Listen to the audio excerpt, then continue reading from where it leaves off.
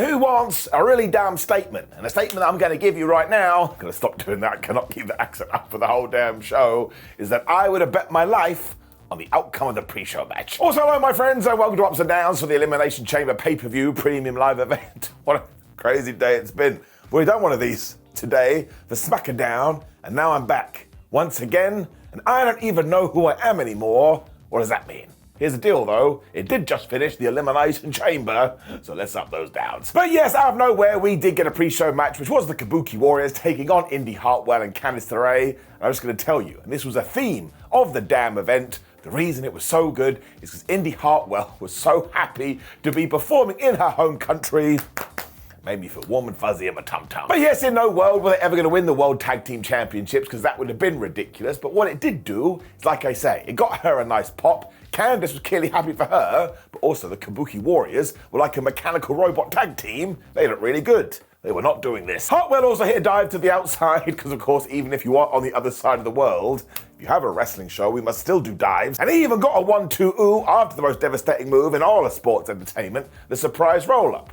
Now, I was a bit like, it's never going to work, and it didn't. It just kind of annoyed the Kabuki Warriors, to be honest with you, because they smashed Candice LeRae, they did the old tag, and they hit the double insane elbow, whatever you want to call it, and they got the 1-2-3. But the good thing about this, whether it was planned or not, is it means the women's tag team titles were defended on a big show again. As long as we keep doing this, we can rebuild the things. That's very important, but again, I just had such a nice time watching it. I like nice, it's nice. Around this time too, we saw every single member of the roster entering the stadium. I swear, it was like WWE had gone, someone on the planet may never watch wrestling before, so we got to introduce every single person. Capiche? Cool. Finally got into it properly as Michael Cole continued to tell us about time zone. I was like, man, I'm going to smash my own brains out. When we got into the Women's Elimination Chamber match, I thought it was pretty well done. It was, of course, Becky Lynch, Bianca Belair, Naomi, Liv Morgan, Tiffany Stratton, and Raquel Rodriguez, who made sure she flexed her back. She loves doing that. And we started off with Becky versus Naomi. And I was like, well, this was a good idea. We haven't seen this match for ages. Conductor hands. Of course, they used to be tag team partners back in the day as well, though I will admit Naomi's entrance doesn't work as well when it is super bright, and after they had done a bit of a grappling, they started to mash each other's faces into the steel. Because even though you want to be friends in the Elimination Chamber, the Elimination Chamber does not allow it. Tiffany Stratton was the first person out of one of the pods, and this is when I was like, man, do I love shows in other countries, because this crowd had decided we don't care about anybody else's match. We care about Tiffany Stratton, and she was just getting a wonderful response, and quite clearly the goal here for everybody was to get her over, because again, the commentators were like, oh my gosh, Tiffany Stratton, she is the greatest person ever. Do you know she invented bread? And when a vehicle needed wheels, we all went to Tiffany Stratton. Look, I'm not getting mad at this. That's what we should be doing. She's gonna be massive. The three then slowed the pace down a little bit, which of course you would do. And it also allowed us to go to this camera shot where we saw all the other people in their pods. And of course, they're all like, I'm ready to go. What else were they going to be doing? Eating ice cream? No. Next up was Liv Morgan, and the first thing she did was take Tiffany Stratton's head and smash it into one of the pods. So once again, the audience was like, well, we don't know what to do now, because we like Liv, but we think we like Tiff more. Becky Lynch was then doing a disarm her to Stratton through the damn steel, which was nuts. And given that Naomi had gone to the top of one of the pods, do you know what she did? A sunset flip powerbomb onto Liv Morgan. I was like, well, here we go. It's bonkers time. Stratton then went mega heel, though, because she spied with this from afar when she zoomed in, and she hit Naomi with the most devastating move in all of sports entertainment, and she got the 3. And she had such a big grin on her face. And I told you we may be doing Tiffany versus Naomi at WrestleMania. And I was just making things up, but still. Raquel Rodriguez then got in there, and her big thing was, I'm going to destroy everyone with power, including Becky's back. My word, it kept getting crushed. Bianca Belair learned from that too, because as soon as we did get and she was in there, she was crushing people too, when she had like a big power off with Raquel Rodriguez. Look, I think this worked as well as people were expecting.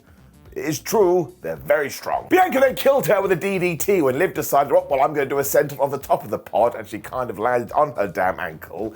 And because nobody was going to one-up Tiffany during this, she too went up there and she just dove onto everyone. And I'm sorry, but that's totally nuts. It'd be really scary. She also went for the prettiest moonsault ever, but Morgan actually was able to reverse that, where she kind of hit an avalanche oblivion and she pinned Tiffany Stratton. This is when all the fans went, boo, boo. They were not saying boo earns. I was having such a good time. I'm giving it an up. Give me the chaos. Everybody then decided they were going to whoop Raquel, including putting her in the disarmer and giving her the KOD. So from nowhere, she was eliminated too. It also meant our final three were Bianca, Lynch, and Morgan.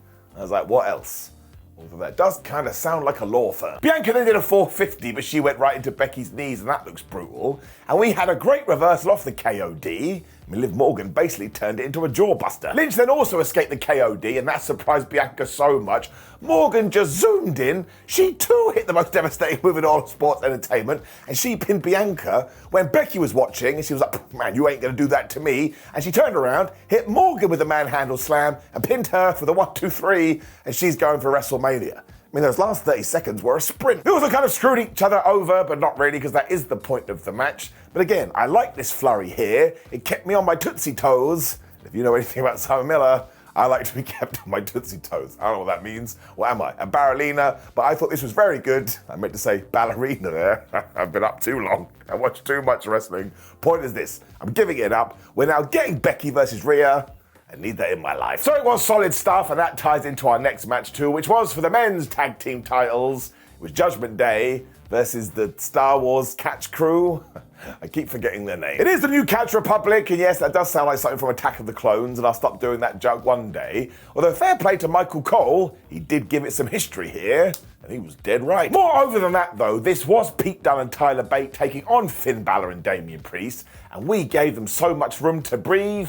I thought this was flubbing entertaining. We also had Dominic Mysterio on the show. He decided he was going to introduce his friends, and he got so many boos here. I was just like, man, I felt like a proud dad. I bet Dom would think I was better than his deadbeat one. He said it. Tyler Bate and Finn Balor started too, and I could have watched that all day for obvious reasons, especially when Pete Dunne joined in. This when the condom was like, man, I don't care about good wrestling, and he smashed the good guys right in the back. That's just what the Day of Judgment do. Thankfully, soon Peter's hands started to warm up, so he got the hot tag, where he just did this flipping moonsault to the outside. When Tyler tagged back in, and he got taken out by Priest instantly. And I was like, Bate, damn it, you didn't take your Phoenix down. Balor then tried to get involved, but Bate absolutely murked him with this slam, when of course, he did the airplane spin. And I tell you, this move is what pro wrestling is all about. You can get anything over, you just gotta give it some time. Pete then ran back in and hit the bitter end on Finn Balor, but this is when Dominic was being a goober again, because he quite literally grabbed his buddy's foot and put it on the ropes. But this is when the referee was like, listen, I've had enough of you, pal. You're ruining my match and I want to get my bonus at the end of the year. So he said, Dommy boy, you're out of here. Probably sent him back to jail. Balor had taken a med pack at this point, so he was able to get done with the sing blade when the new Catch Republic actually came back together and they hit that double tiger driver thing. It was actually a pretty good one too, ooh. So I've got to be honest with you, deep down in my tum-tum, didn't actually think the Judgment Day were going to lose. Pete then made a terrible mistake because he basically did a springboard nothing right into Damian Priest's fists.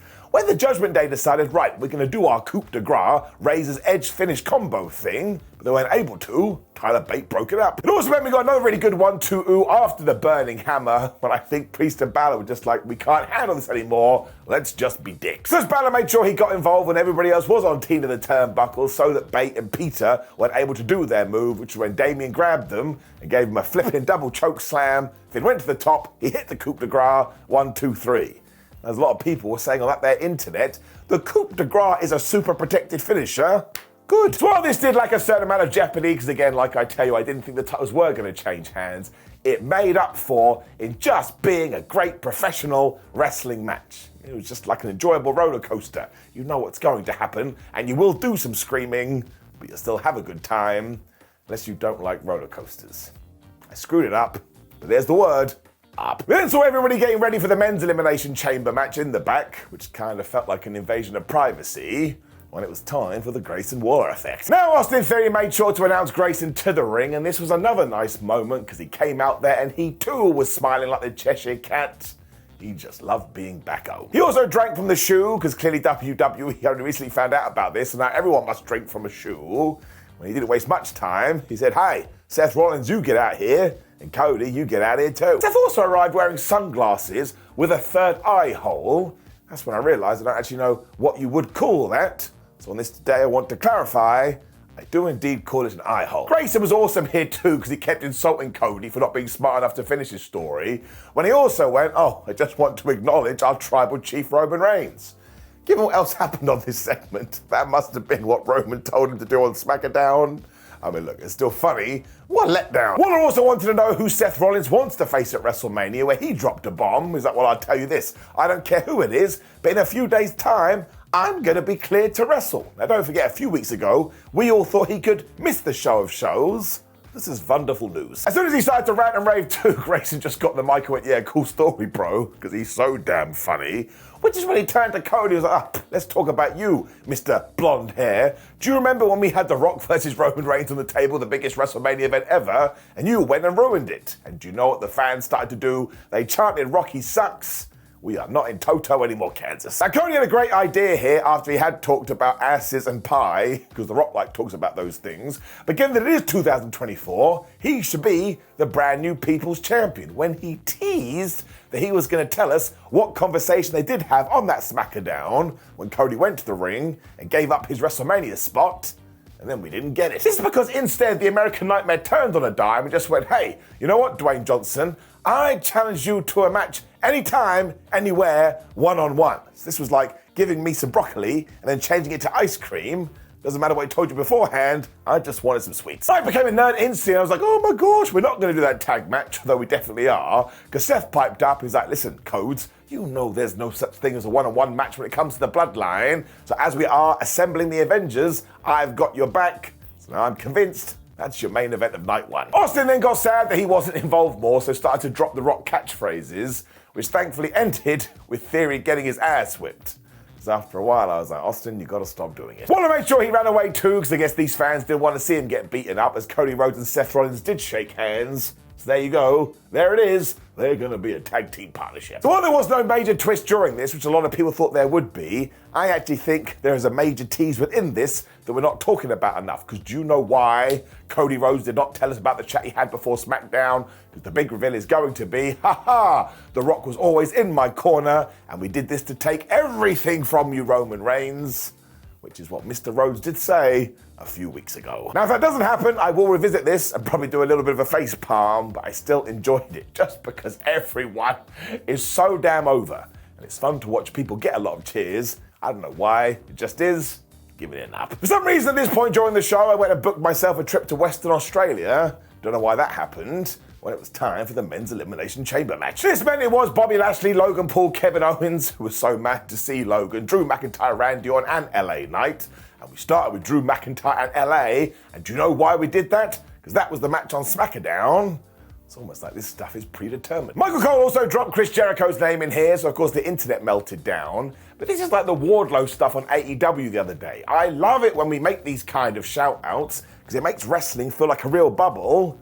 And dare I say it, it gives it a little bit more legitimacy. We also need to point out that at one point Owen saw Logan Paul just started headbutting his pod because he is crazy. And this Drew McIntyre man, he was going for go-to-sleeps because he is the world's 2024's greatest troll. Kevin Owens eventually got in there and he was so damn mad and he was hitting Splash of the Frogs almost instantly. And I loved how we booked him here because we essentially said, well, Kevin is not going to win this, so why doesn't he just whip everybody's ass and do it with a really mad face? And when we saw him arriving at the arena earlier in the day, do you know how he walked in? Holding a damn koala. So don't you tell me he's not one of the best ever. He is. Bobby Lashley soon got in there after LA and Owens and tried to take Drew McIntyre out, but they weren't able to do it. But because Bob is really jacked, he started smashing him around, and this also tied into SmackDown, because Bob had a gammy arm here, because Karrion Kross had whacked him. Randy Orton was in next, just looking silly jacked, when we did something very interesting, because he decided to give a draping DDT to Kevin Owens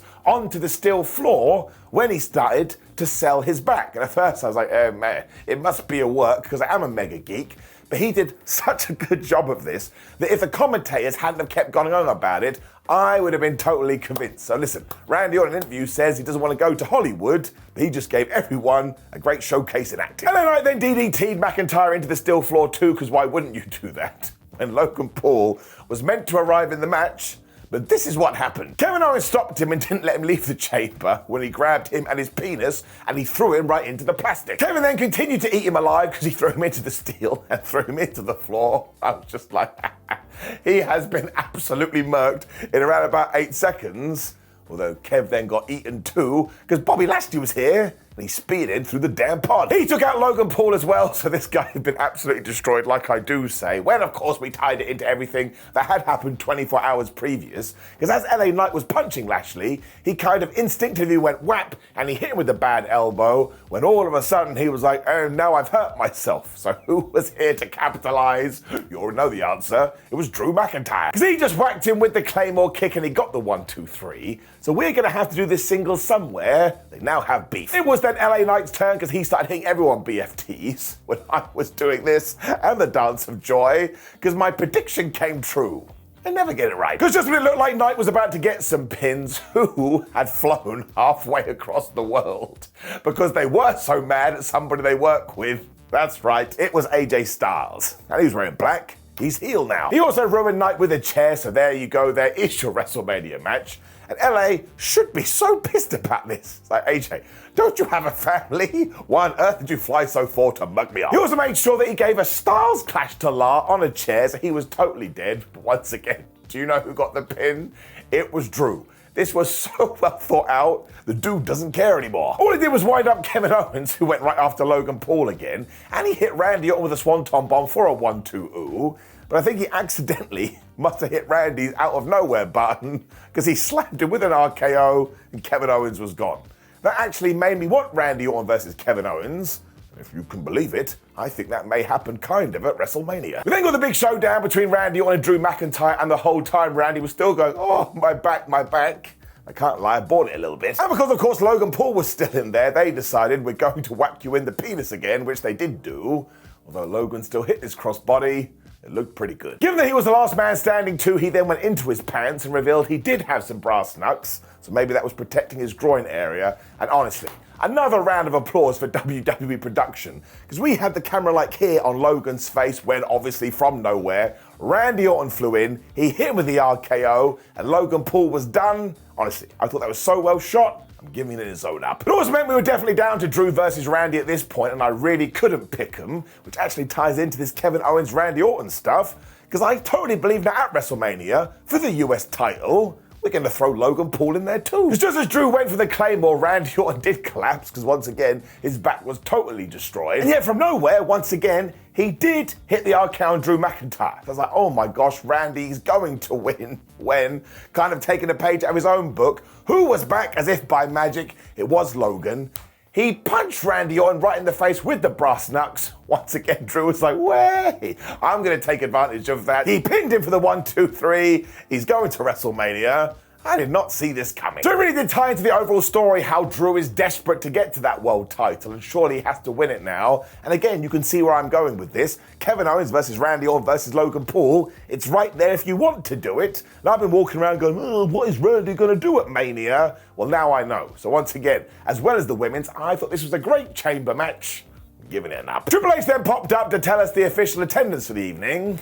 I was like, cool, man. I mean, you could have told me it was 10 people. I'd be like, yeah, great, as long as you're all happy. It also meant it was main event time, and this was just such a cool thing. I mean, I keep going on about this, but it was just watching a real human experience real emotions in real time, and I really liked it. But it was, of course, Rhea Ripley versus Nia Jax for the Women's World Heavyweight Championship, and you just got to go and watch Rhea's entrance. She is so damn happy, and she's so made up, and she's having the time of her life, to the point these two could have got in the ring and played chess, and I would have been totally fine with it. Because wrestling's very odd. Sometimes it's not about the wrestling at all, it's about the moments. I know, I sound like WWE's PR team. A small part of me as well, this part right here was like, man, maybe she should Goldberg Nia and win in 2 minutes. But we actually did the opposite, and we kind of went 1980s. Because they did collide, but Nia Jax is the more powerful of the two, so she outpowered her. Maths. Ripley did go the other way and hit this really cool springboard Hurricane Rana at one point. But after Nia had headbutted her, she put her in the corner. Look, I just got to tell you what happened, so don't blame me. She rubbed her ass in her face. I mean, if you think it's going to work, why not? It did have a nice twist to it. I don't mean the face ass rubbing, because you don't really see Rhea sell this much. And at one point, Nia even put her in the torture rack.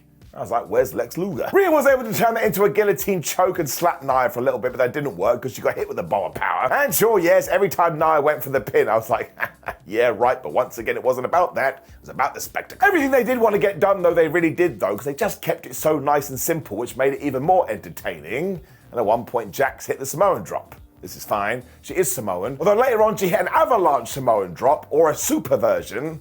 I was like, I'm not having that. You ain't Superman. Ripley was then able to reverse the Annihilator by smashing Nia's face into Tina the Turnbuckle when she climbed out there, and she hit her own Splash of the Flogs for a 1-2-ooh. When they went outside, and this got serious. The referee was doing the worst job of talking Ripley out of throwing Nia Jax through Alan the announce table. When Nia was like, well, I'm still going to do it, she reversed it, and she was going to hit a Samoan drop through this thing, but it didn't break, and it looked absolutely brutal. And fair play to Nia, she thought on her feet, and she was like, all right, well, there's a chair there. She got on the chair, and she threw an elbow through it instead. Honestly, if that chair had moved, it would have gone really badly. She then threw Rhea Ripley back in the ring and hit the Annihilator for a 1-2-ooh, but once again, I just didn't think it was going to happen. And now you can go, oh, Simon, you're such an idiot, you're such a fool. I know, I was still having a good time. I just knew Rhea was going to win. Rhea then decided to take her own Phoenix down, and she came flying back here where she hit this awesome superplex when she stood on her feet and just went, rah, because that's what we do as wrestlers. When she hit Nia Jax with this great riptide, I mean, they got some serious height. Down she went, 1, 2, 3. I was like, that'll do it. That'll do. I mean, you could just see how much they wanted to nail that, and they really didn't. Honestly, Rhea Ripley can use it as a platform to become an even bigger superstar than she is now. And fair play to Nia Jax, man. She has returned to WWE, and she's on a great run. I thought this was an excellent main event. Again, I've said it once, I'll say it twice. It made me feel warm and fuzzy in my tum-tum, which is kind of the point of this show. I am giving it an easy up. This is all about being humans at the end of the day, my friends, and I don't know what that means. And overall, the chamber is going to get an up. I mean, look, there were some downs I could have thrown in there. When I walked away from my TV, I was like, nah, man, I had a good time, so I'm going to bring some good vibes to the show.